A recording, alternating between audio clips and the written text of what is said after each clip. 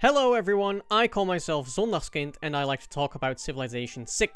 Last week I ranked the unique buildings that come with the Civ's kits as part of a little series about the unique infrastructures. The districts will be coming up next week, but today I want to look at the unique improvements. As a reminder, unlike the unique units, I'm not fully disregarding synergies with a Civ kit, because unique improvements cannot be used by other Civs anyway, and these synergies are more often built into the Civ kit itself, like the Queen's Bibliothèque being automatically themed by Christina's theming ability, and the Korean Sewon giving science yields on adjacent tiles. There will still, however, be more love for improvements that are just good on their own than for improvements that only work because of the Civ they are associated with. One of the unique improvements is the Polder, and if you like Polders half as much as I do, then you should watch the Dutch Open tonight. It's the third time that I'm organizing this casual multiplayer game, and this year we will have 10 players duking it out. At 6 PM Central European time, they will start with a minigame where they race to build the world's first polder, or the Zeven Provincia. It will be broadcast on twitch.tv/zondagskind, twitch.tv/thecivshow, and on the YouTube channel of White and Nerdy, the defending Dutch Open champion. Meanwhile, we will also be raising money for Gamers Outreach leading up to this year's Civ Give, so come and say hi, donate generously, and be a part of the Civ Give banter for the kids. This video is second in the series mostly because I wanted to make that Polder into Dutch Open segue, but also because improvements, generally speaking, are the second best class of unique infrastructure. They are better than buildings because improvements are usually more spammable and only cost one build charge, but often less game-centric than a unique district, and sometimes they compete with generic improvements for the same space. That said, there's a big fun factor because unique improvements have the biggest impact on how your empire looks, and it does feel harsh to give any of them F tier.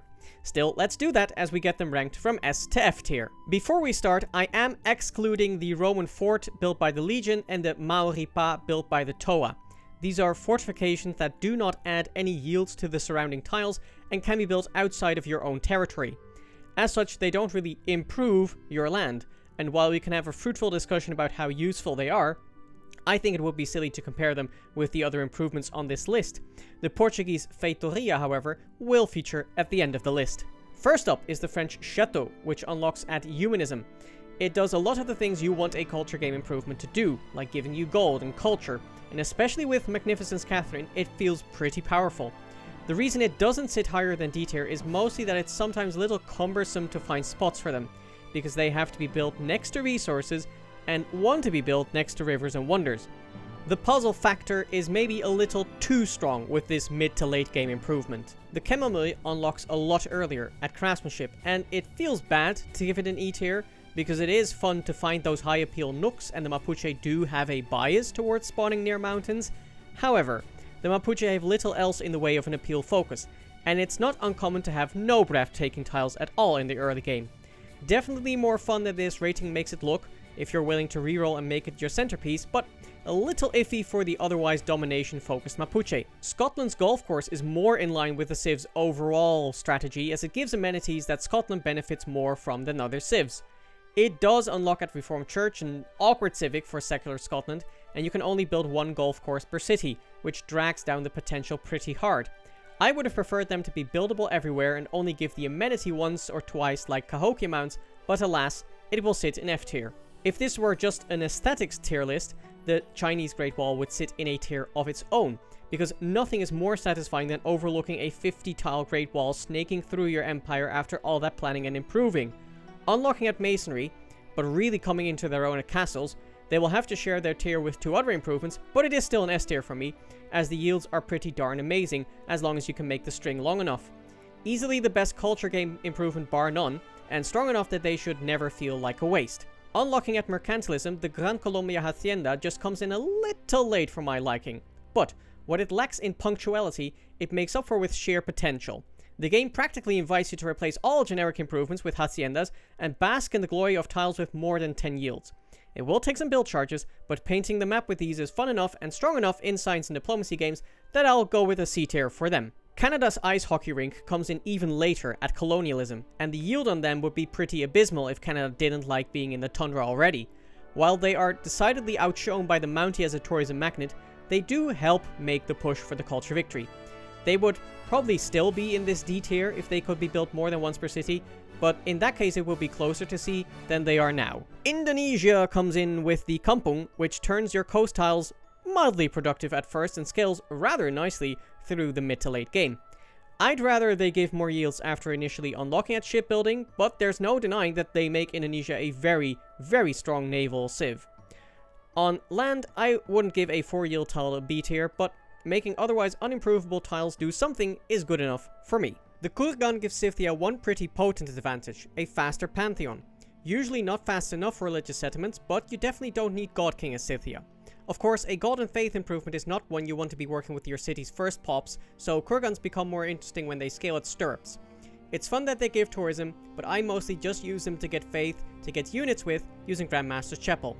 It will be an E tier for me. Another early improvement, the Cree unlock the Mekewap at pottery.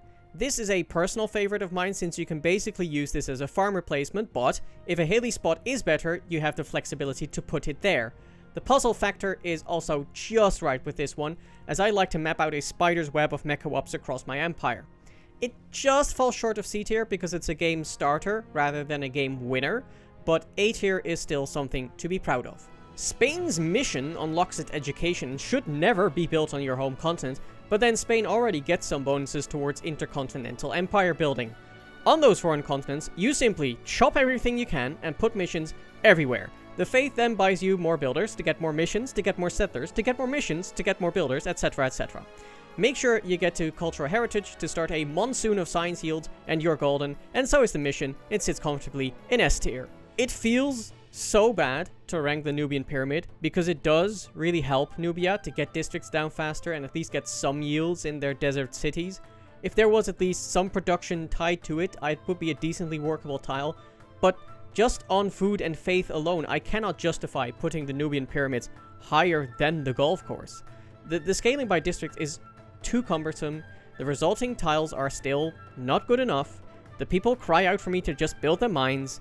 F tier, it is. Since the Queen's Bibliothek is officially Kristina's unique building, Sweden gets to unlock a second unique infrastructure at nationalism with the Open Air Museum.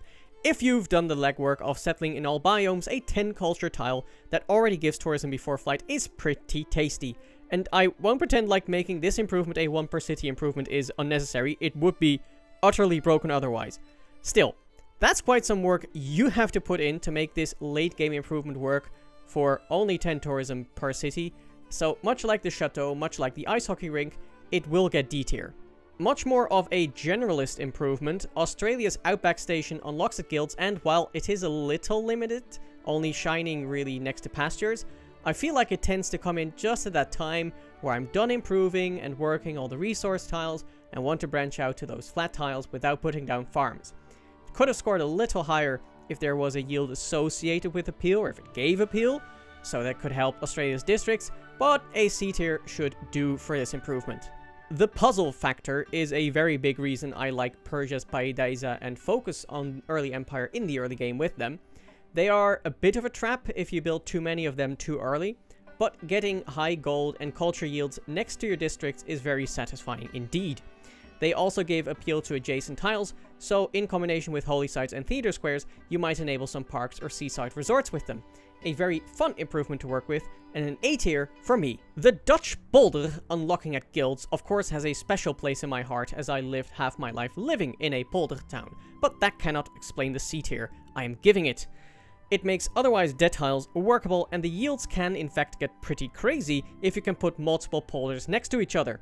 If they didn't need 3 passable land tiles next to them, they would definitely equal and maybe even surpass the Kampung as the best naval improvement, but that requirement does put a pretty hard limit on their potential and puts them down in C tier. Ethiopia loves hills and loves putting Rock-Hewn churches into them from drama and poetry onwards. Frankly, if Ethiopia didn't love hills as much as they do, the Rock-Hewn churches might be in B tier, but since you are going for extremely hilly maps with them anyway, the Rock-Hewn churches should be nothing short of marvelous. They enable parks in between them with the appeal they give, and help you get the faith to buy the associated naturalist. They do fall short of S tier because they do falter on standard maps, I cannot deny that, but just play on Highlands and forget that I am giving them this A tier. Coming in at craftsmanship, the Egyptian Sphinx is definitely iconic and is again fun to plan out around your floodplains and wonders. That does usually mean that they shine in a couple core cities and become a lot less powerful in the periphery of your empire, but there you might be more interested in using their appeal mechanic to enable some parks and seaside resorts. If Ptolemaic Cleopatra was the only leader Egypt had, I might have considered an A tier, since she lets the Sphinx synergize with the appeal from floodplains, but on balance between her and the other Cleopatra and Ramses, I think I will go with a B tier. The Stepwell is probably the unique improvement I care the least for. India unlocks it at irrigation, and sure, if you have a flat tile next to a holy site, plop it in there. The extra yields from a farm are honestly a mystery to me, because if I have those spots, why don't I just build a farm triangle? This is a rare improvement that might have actually benefited from being made a 1 per city improvement and just getting some extra love on that one tile.